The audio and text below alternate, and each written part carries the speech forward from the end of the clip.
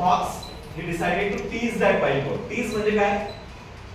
त्याला टीज करणं, म्हणजे छेड काढायचं ठरवलं, त्यांनी फटका काढायचं ठरवलं, त्यांनी मस्करी करायचं ठरवलं, त्याला चिडवायचं ठरवलं. Then what happened? The fox came there.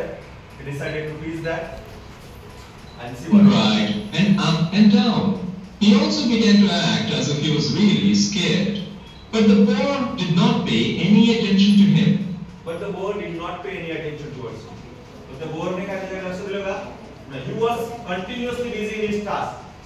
Then later on what happened? He kept right on with his work. At last, the fox said with a grin, "Why are you doing that? I tried very hard, but I did not see any hidden enemy or danger." True. आता तो काय म्हणतो, I tried very hard, but I did not see any enemy or danger around me. मला कोणताच enemy दिसला नाही, danger दिसला नाही. Enemy म्हणजे शत्रू. Is it? Friendच्या opposite enemy. म्हणजे भाषा शिकताना काय करायचं? Enemy म्हणजे काय? शत्रू. तर त्याच्या opposite काय? Friend. विरुद्ध काय त्याच्या?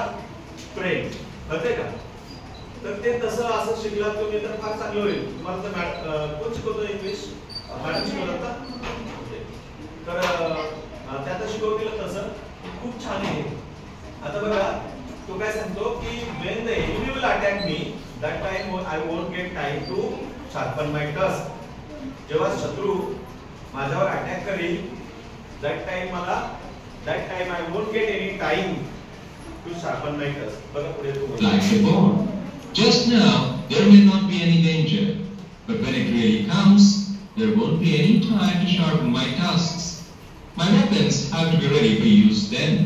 If I am not ready, I will have to suffer.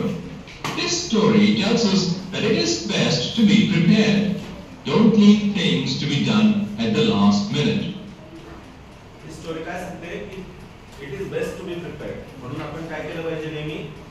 त्याचं असं म्हणणं की when the enemy will attack me, that time I won't get time to sharpen my tusk. शत्रूने अटॅक केला, त्याच्यावर वाघाने अटॅक केला, मग तो सांगतो थांब बरं जरा माझे शार्पन माझे वेपन शार्पन करू दे, नाही का? माझे टस्क शार्पन करतोय, थांब जरा. होईल का असं? मग तयारीत राहिलं पाहिजे ना अगोदर. आणि दॅट इज वाय आता तुम्हाला पुढे जायचंय. पुढे काय करायचंय? सावी बंद पुढे शिकायचंय. काय करायचं? काय बनायचं आयुष्यात? तुमचे सर किती छान आहेत बघा. सरांसारखं सर बनायचंय. कोणाला डॉक्टर बनायचं असेल, कोणाला इंजिनियर बनायचं असेल, आहे ना?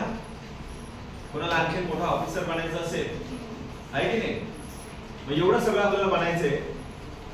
मग ते बनायचं असेल तर काय पुढे आव्हान असतील ना, चॅलेंज असतील की नाही? एक्झाम असतील, बाकीच्या बऱ्याच गोष्टी असतील. That is why. आणि आता आपली पण या वर्षाची एक्झाम असेल, शेवटी परीक्षा असेल ना. मग परीक्षा आल्यानंतर परीक्षा झाल्यावर अभ्यास करणार की परीक्षा उद्या आहे मग आज अभ्यास करणार? आज की आतापासून अभ्यास करणार? आतापासून ना. It is best to be prepared.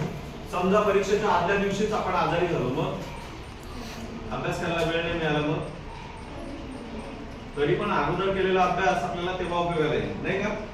मग ही स्टोरी काय आपल्याला सांगते?